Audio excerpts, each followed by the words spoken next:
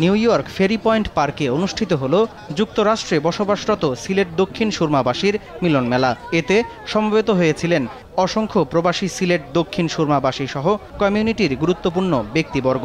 যুক্তরাষ্ট্রের মাটিতে বাংলাদেশের সংস্কৃতি প্রচার ও প্রসারে সংগঠনটি তাদের এই গৌরবময় পথ চলাকে আনন্দময় করতেই এই মিলন মেলার আয়োজন হয়েছে বলে জানান সংশ্লিষ্টরা।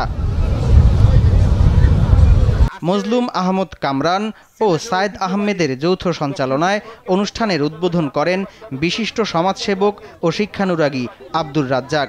এ সময় উপস্থিত ছিলেন কমিটির সমন্বয়কারী কফিল আহমেদ চৌধুরী, ইশতিয়াকুল হোসেন, সাহেদ আহমেদ, আব্দুল আহাদ হেলাল, রিয়াজউদ্দিন কামরান, শাহ সেলিম, আজাদুল ইসলাম, মারুফ রশিদ, ওয়ালিউর রহমান তরুণ, নোমান আহমদ সহ অনেকেই।